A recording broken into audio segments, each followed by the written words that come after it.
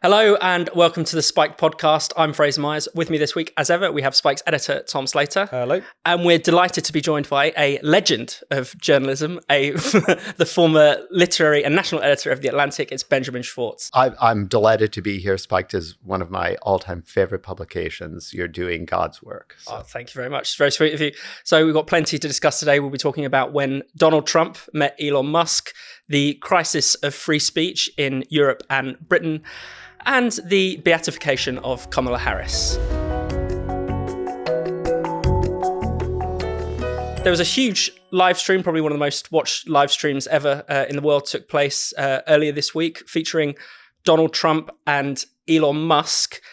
This kicked off quite an extraordinary reaction. Ben, do you want to talk about this? Considering this was just, at the end of the day, a conversation between a billionaire and a presidential candidate. In a way, the American elite has been sort of, for a long time, torn between its desire to have Teslas and its repulsion against Elon Musk. And in some ways, at least in my leafy liberal suburb, this has been reconciled by going full bore against Elon Musk and buying Polestars instead, which is kind of odd since it's really a Chinese vehicle. I would say from Trump's point of view, Trump, I think it was Abba Eban said about the Palestinians, never misses an opportunity to miss an opportunity or to just blow it. I mean, in some ways, what would he expect from an interview with Elon Musk? I mean, they're not going.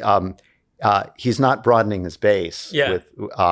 And I don't, now, to be fair to Trump, I don't think it's possible really for him to, in any meaningful sense, broaden his base. Trump, I would just say, just continues to squander every advantage he's been given. Yeah. And I'm going to confess, what to you were the most controversial remarks that Trump or Musk made in this discussion, and what were they in fact, and how were they spun? Well, it's interesting. I don't think that I watched it, and I don't think that Trump said anything that you hadn't heard before. It was a relitigation of the key campaign talking points, illegal immigration, that kind of thing. He was kind of on his best behaviour to a certain extent. He made a point of praising Zelensky, talking up his credentials against Putin. I love that bit where he said he was talking about how he was threatening Russia with you better not go into Ukraine. And I told him what I'd do, and he said, "Way," and I said, "What?" He said, "No way," and I said, "Way." All this sort of stuff. It was classic Trump in so many respects, but it was kind of, for Trump, relatively dull in many respects. In a weird way, the backlash came before it actually took place. I think that's fair to say. There was this kind of constant... The front lash. No, the front lash, exactly. This terror that there would be some sort of unfiltered conversation that could... Well, but that would... I think that's sort of the point I was trying to make, is that obviously any pairing of those two... I mean, I don't know what Trump would benefit from such an interview. And Trump fulfills every possible sort of anti-American, anti-Republican, anti-right-wing prejudice that is, and again, amply justified in almost all ways. But that one wonders. I think it's very unlikely at this point that he's. I think Harris is going to win. But if I could be, I'm the worst political prognosticator, but I don't really see how the political class on any level is going to be able to conduct business with the Trump administration. There's I really wish, and this is purely from the point of view of what's in the UK's interests, that they would just shut up about Trump. So it's again, I think it's unlikely that he's going to be the next president, but to the degree that he is, I think there's just so much ill will that has been sort of international ill will against him and the prospect of a Trump presidency that I don't. That's going to be something that's also incredibly difficult to overcome. Just as it's, I think it's going to be very difficult for Trump to govern, for him to be seen in any way as a legitimate president by roughly half the American electorate. And in that way, this is just an incredibly depressing prospect. Yeah, and it's interesting how Donald Trump, you're sort of saying there is kind of the archetypal bogeyman, but Musk has sort of taken on that role as well recently for the strange reason that because he seems to be on the side of free speech. That seemed to be the great heresy in so many respects.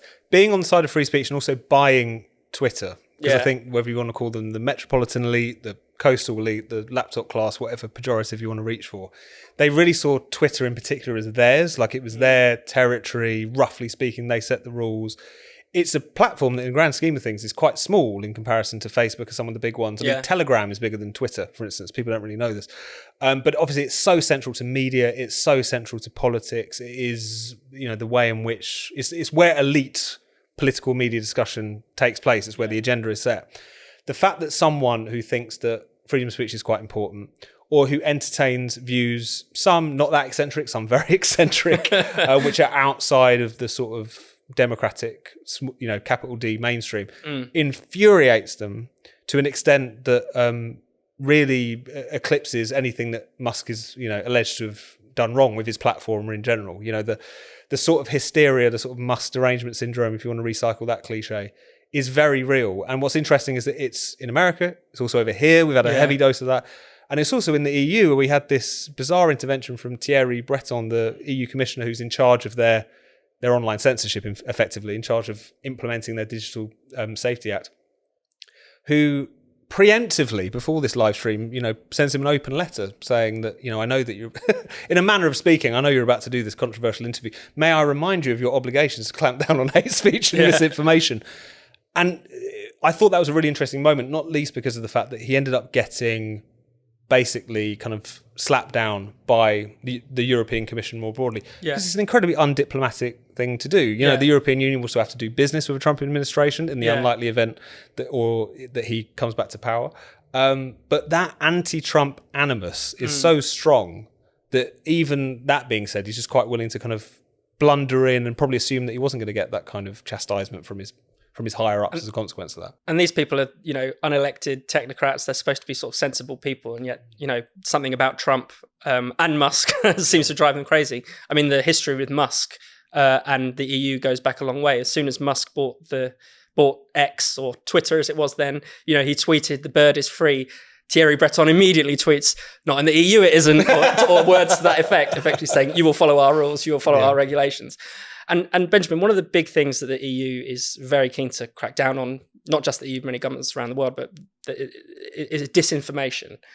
It seems as if it's sort of an article of faith among elites now that if we just stop people from talking rubbish on the internet, then life would go back to normal. We could go back to a time before 2016 when all these horrible political events, were started to trouble us.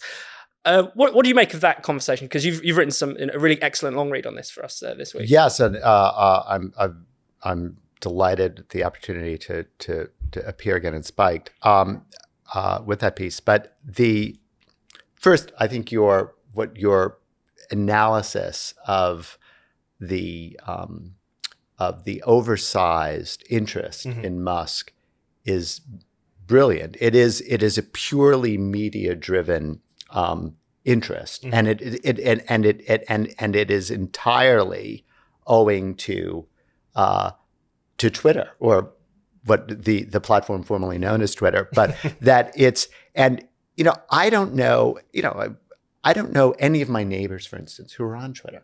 My neighbors they're just like regular people. Like, why would they be on Twitter? They're on they're on Facebook exchanging recipes and cat videos. And, it's like, so it is a incredibly sort of narrow segment of the population that's determining this entire discussion and debate. And then, as far as disinformation, I was just sort of at your urging and sort of reframing a part of that piece on disinformation. It just the blindingly obvious finally occurred to me that so much of the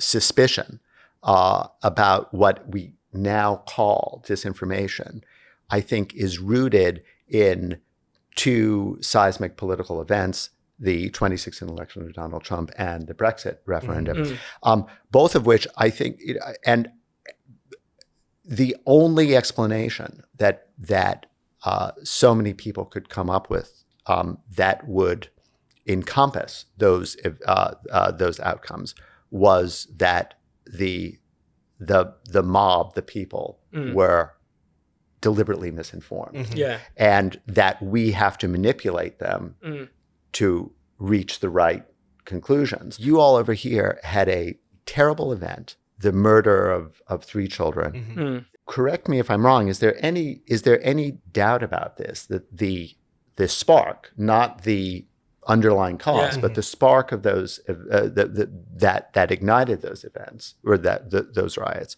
was misidentification of the perpetrator? Absolutely, yes. As a Muslim asylum seeker, before we knew the name of the real suspect. Right. Yeah. Now, I mean, there hasn't been the same kind of event, I don't believe, in the United States that can be so directly tied to a piece of misinformation or disinformation.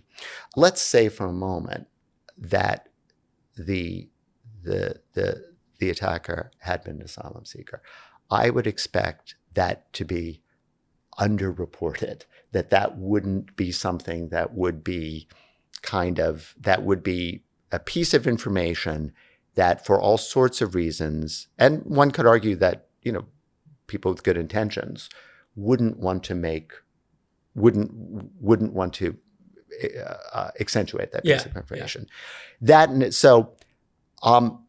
It wasn't that. Do you believe that however that achieved its purchase on social media, was that piece of erroneous information something that was deliberately sown, or was that something that people assumed might have people wanted to believe they it. Wanted to believe because it. It was something that was not just shared on Twitter. It was something that people were sharing privately, very widely.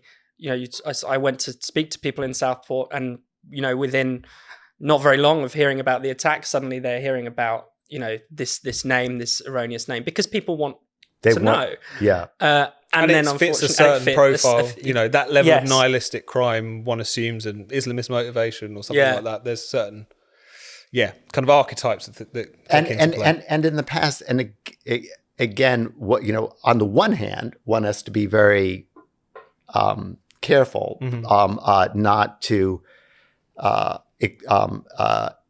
excuse or the riots or the disinformation that sparked the riot, but on the other hand, one wants to explain it. Yeah. And don't you think the following is true, that there have been instances of knife crime and of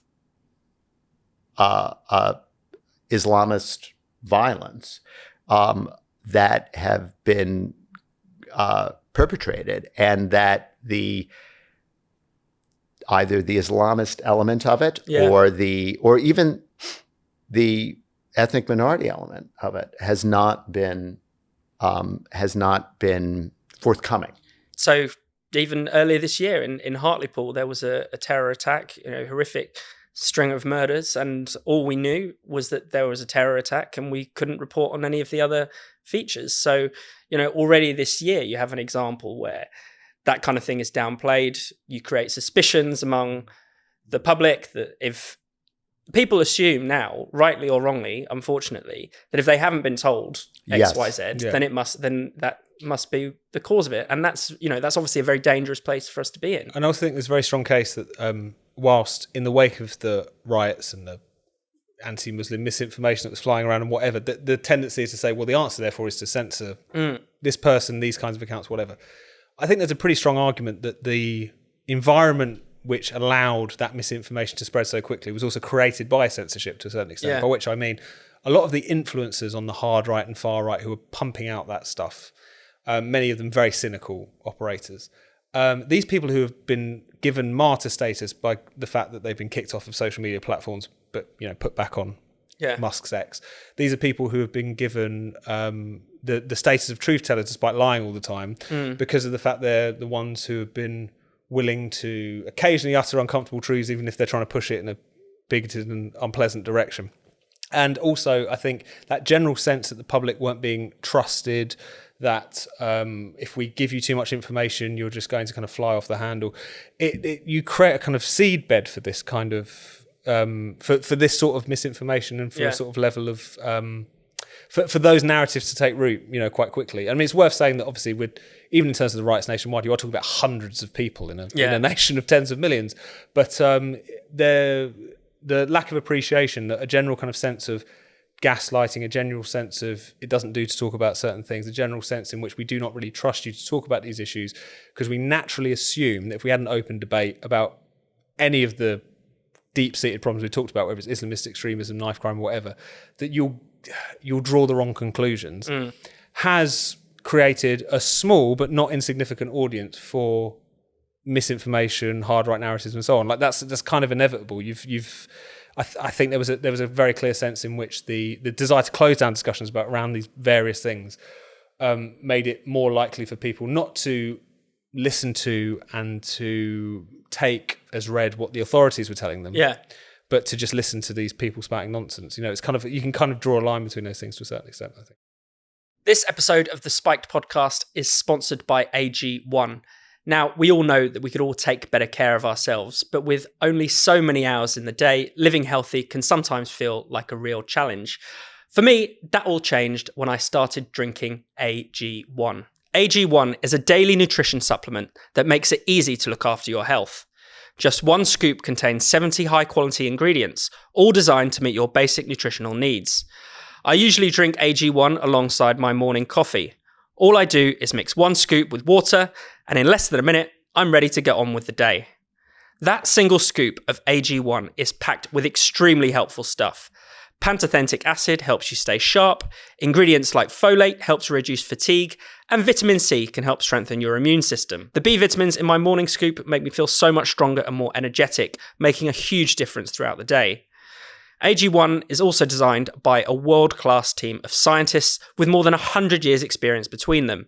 That's why AG1 is trusted by some of the world's top athletes, from Olympians to F1 drivers. So if you want to replace your multivitamins and more, start with AG1. Try AG1 now and get a free 1-year supply of vitamin D and 5 free AG1 travel packs with your first subscription. Go to drinkag1.com/spiked. That's drinkag1.com/spiked. Check it out. And also, social media is a bit of a red herring in all of this, because we were talking last week about the Birmingham riots in 2005, and that was kicked off by a piece of entirely fake news about an Asian, a black woman supposedly being raped by an Asian woman. Again, often these rumors fit into something. They fit into certain conditions, and they thrive. And Benjamin, in your piece actually for Spiked, you talk about how this idea that it's unique that lies spread quickly in today's age is nonsense, right? Right. Well, I mean, just to go back for a moment, I mean, Tom, you so succinctly and elegantly made the point that I was fumbling toward, which is that it's really odd, because it seems to me that the only lesson that I would draw, or would feel safe in drawing, from both the disinformation and from the riots that were sparked by that disinformation, is that you want to encourage a full and complete discussion of everything on social media. So in other words, which is not to say that the truth will inevitably emerge, and it will emerge in a not messy and in some way unpleasant way, but that when people feel that information is being withheld from them, that's exactly the occasion when rumors and conspiracy theories arise. Yeah. And this is absolutely, I don't know, I believe it's the same thing with the the acid attack. There was the same thing. And I even heard about this in the US. I said, and my immediate reaction when I was not told anything about the identity of the, initially of the attackers, I assume that there's an element of this person's identity that for whatever reason, the BBC doesn't want to, or doesn't feel comfortable disclosing. This is absolutely true, of course, in the United States, where it's become a matter of policy not to identify the race or ethnicity of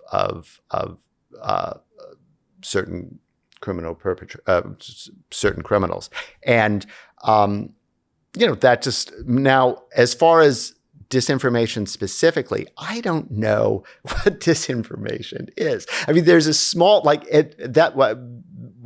guess actually it would be those who are deliberately spread, they know the information is false. Yeah. And for cynical, political, or other purposes, they are seeding this false information.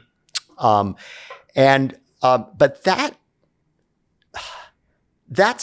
that is an incredibly small element of what is regarded as disinformation.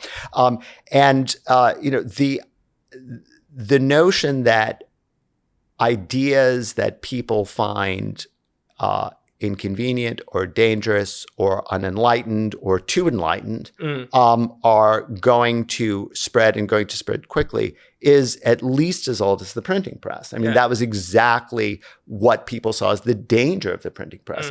It seems to me that all of this discussion it really kind of evinces what E.P. Thompson called the condescension of posterity, that people don't see that there is really nothing new under the sun, and that it's not all, and the ideas, I mean, people say, well, it's more dangerous now. Well, the 30 Years' War was plenty dangerous. I mean, it killed, it's just, it's incredibly, yes, when people feel passionately about certain beliefs, and that they are either suppressed or allowed to give full vent to them, often, incredibly ugly things follow. But that is no reason to suppress the dissemination of information. And it is what is horrible about all of this, as you all know, it's that, I mean, it's disinformation until it turns out that it's the truth. Obviously many such cases. I mean, it's just, but it is just remarkable. I mean, obviously the Hunter in the US, the Hunter Biden laptop story is, a great instance of that. But in the United States, and I'm wondering if this is more true in the United States, I guess it's probably, I'm just more familiar with the sort of the political history and foreign policy of the United States, is that so many dissenting ideas on foreign policy were suppressed as disinformation until they turned out to be absolutely right. This goes back to, actually even the U.S. entry into the Second World War. Most people think that was the right decision. It's not as if that wasn't protected by a bodyguard of lies. It's not as if, but certainly in the case of the Vietnam War, again, people for absolutely, for what they believed were admirable and noble reasons, were incredibly dishonest to the public. And so it's really, I mean, disinformation to me is really only disfavored information. Absolutely. And sometimes, but that's not to say that there aren't going to, it's not sometimes going to be partially true and sometimes entirely false. But and that there is such a thing as misinformation. There is such a thing as disinformation, but that's not really what certainly the establishment is talking about. Not least because it seems to rest on this incredibly naive idea that disinformation is what foreign governments do. It's not what our government would possibly do. And it is interesting where, I think this is probably true across the piece in terms of the UK as well as America, but even some of the people who have perpetrated some of the most disastrous, barbarous lies of recent years. So you think of the dodgy dossier and our entrance into the Iraq War. Alistair Campbell, Blair's spin doctor, is not only someone who is, he's invited onto television programs to hold forth on the importance of truth in public life. And he spent many years bashing Boris Johnson on this basis. He's been running around in recent days on social media talking about how, I don't know, Elon Musk needs to be extradited or whatever the case might be, trying to cancel various people. And yet this is someone whose fingerprints are all over one of the most disastrous pieces of disinformation, which came with an incredibly high body count, which destabilized the whole region. And it's just a clear reminder that even though there is such a thing as misinformation and disinformation, this is basically just a war on dissent at this point. That's become absolutely crystal clear. And you see it in so many different instances, particularly where now it's become kind of almost, rather than even someone saying, I disagree with that, it's like, oh, that's just nonsense. Oh, that's misinformation. That's like it's almost become a reflex on the part of essentially kind of establishment pundits and mouthpieces that they use this language now because they know it's got some sort of purchase, to just dismiss it as you can't really even hold that opinion. You must be getting it from somewhere else, because it's a kind of weapon in their armory now, regrettably. And I think that actually is something that's new in the political debate and discussion, because, if you go back to something like, this almost seems quaint and innocuous, the debate in the 1960 U.S. presidential election between John F. Kennedy and Richard Nixon. Nixon always, serving as the convenient villain of the piece. But Kennedy talked about a missile gap. He was saying that we have to have a more assertive policy against the Soviet Union, and we have to, and the Republican administration has allowed this inequality in nuclear weapons to develop. Not only was that entirely not true, Kennedy knew it was entirely not true. And now, no one at the time, even when that was, it's like, it was those sort of in the know, even at the time, knew what Kennedy was doing. And, obviously Nixon knew what Kennedy was doing. That's kind of like, that's politics.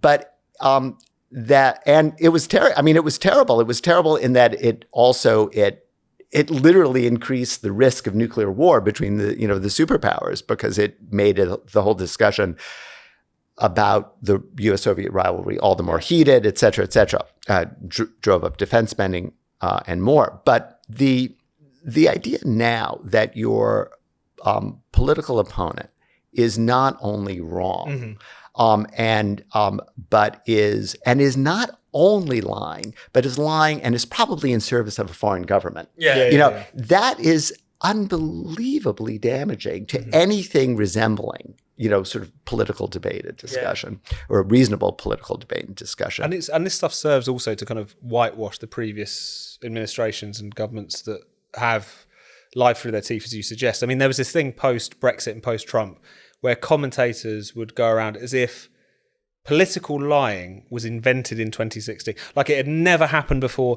No one had ever, spun something, outright lied to the public. And it was a fascinating kind of point in which suddenly various sins were absolved. Suddenly George W. Bush becomes quite a cuddly figure in American politics. Like all of these things took place. And I thought it was fascinating how quickly that took place. Where out of the sort of populism panic, it suddenly becomes the old establishment was actually much better. And even if they didn't want to admit this in public, it was like they might have lied, but at least their heart was in the right place or whatever, This episode of the Spike podcast is also sponsored by Shopify. Now, I know loads of you watching and listening to this at home would love to start your own business, but sometimes getting started can feel like the most challenging step. Luckily, there's a way to make that step incredibly easy, and it sounds like this. Yes, that's the sound of another sale on Shopify. Shopify is the game-changing, all-in-one commerce platform that can help you become your very own boss. Shopify supports businesses like yours all over the world, whether you trade in USB cables or handmade tables, by simplifying how you can sell goods both in-store and online. Turning your big idea into the real deal has never been easier. Shopify helps businesses through its simple point-of-sale system and intuitive dashboard, making getting paid and managing orders effortless. And with the basics covered, you can focus on achieving all of your ambitions. Don't worry about losing your identity either. Shopify's huge suite of customization options help you constantly reinvent your brand, ensuring that you're always one step ahead of the competition. So why wait? Shed the 9 to 5 and get started with Shopify today. Sign up for a £1 per month trial period at shopify.co.uk/spiked. Just go to shopify.co.uk/spiked to take your business to the next level today. That's shopify.co.uk/spiked. I want to move on to talk a little bit about the establishment, the Democratic establishment specifically. Because, Benjamin, I don't know what you've made of this, but we've witnessed almost a coronation of Kamala Harris here. I mean, she's never won a primary. And at the time that we're recording this, she's never even done a sit-down television or written interview. She's on the cover of Time, nicely dolled up. But she didn't even speak to them, which is, this is unheard of, right? I mean, this has to be the least democratic in modern time. But don't you think that she is on the cover of Time magazine? She serves, that tells you everything you need to know, because she, the purpose that she largely serves is that, and it's not an unimportant purpose, but it's that she is the first woman of color to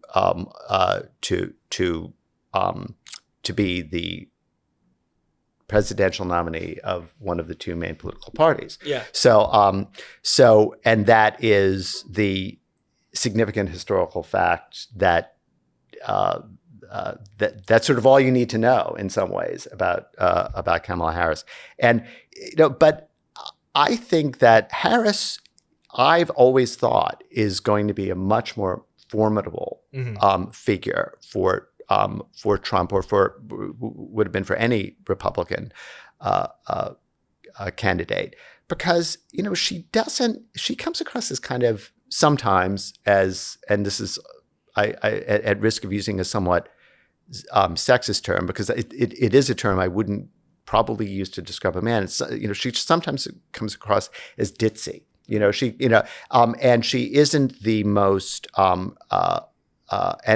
a little bit silly, but she doesn't come across as a mean-spirited and strident person. Yeah. The way I think even many of Hillary Clinton's allies would say,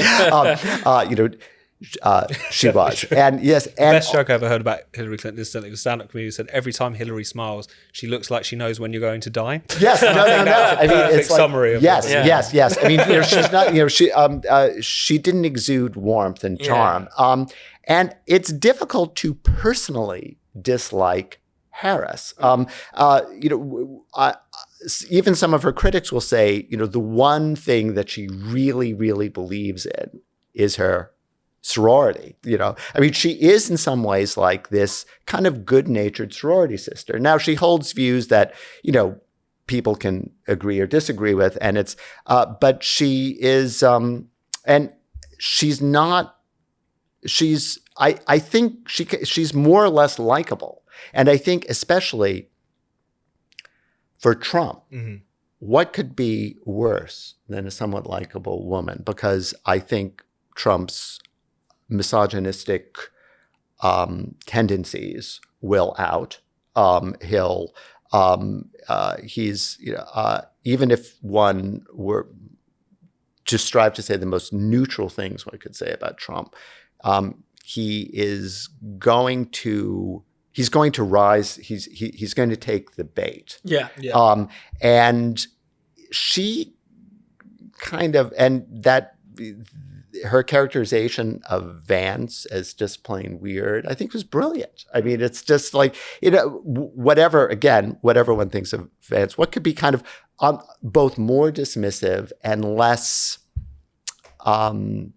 politically divisive in a way. Yeah. So I really think that the establishment, as it often does, did a good job. I mean, as far as its own purposes are concerned, I think that she's going to be, and much more so than, I mean, if it hadn't been Harris, it probably, I mean, let's say Gavin Newsom. Yeah. I mean, Gavin Newsom, I think would repel a lot of people for mostly for good reasons. But, he does come, I mean, they're both from California, but who comes across as the, overly polished Californian, I think she's a really formidable candidate. I don't see Trump. I think he's going to be his own worst enemy, and I don't see him emerging victorious from this campaign. Is the problem though that we are, even we're doing this now, and you can't avoid it really, is that we are talking about this at the level of vibes. Who's of course, yeah. And that seems to be because she is a complete non-entity. Well. It is worth saying, sort of underline the fact that people have compared and contrasted the positions that she took when she was running for the nomination back in 2019, and obviously because the Sanders wing was in the ascendancy, it was single-payer healthcare, it was all of these different kind of pledge card issues, and now she's kind of had to very quickly U-turn on all of these particular things. She reminds me of Keir Starmer, not to make too much of a clunking comparison, as far as this is someone who only, to the extent that they have political convictions, is I should be president or I should be prime minister. The world would be a better place in some vague sense if me, the much more intelligent, kind, caring person, would be particularly in charge. But it's one of those things where it's a depressing fact that that's what it's kind of come to, that there's no kind of deeper analysis, deeper care, whatever. But Trump is a candidate with a ceiling and with flaws, and it's the sort of thing where if you're not, he is also both in 2016 and 2020, obviously lost in 2020, but still was running against very bad candidates. And the situation could be very different if it wasn't for the fact that Hillary Clinton was absolutely hated and Joe Biden was, barely seen outside for most of that, campaign. Yeah, that's right. I mean, but even like your description of Harris wouldn't it be a very similar description to, say, Obama? And then, he was not a national political figure.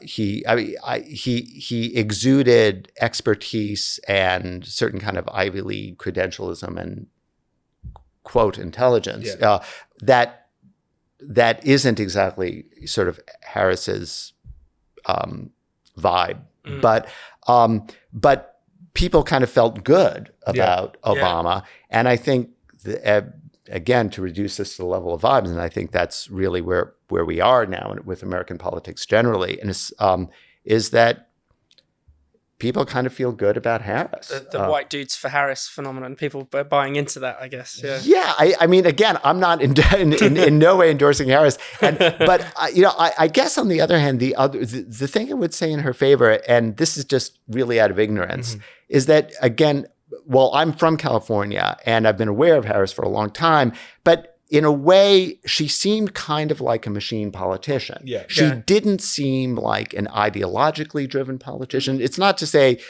of course she's going to tick certain boxes, with her positions, the positions she espouses.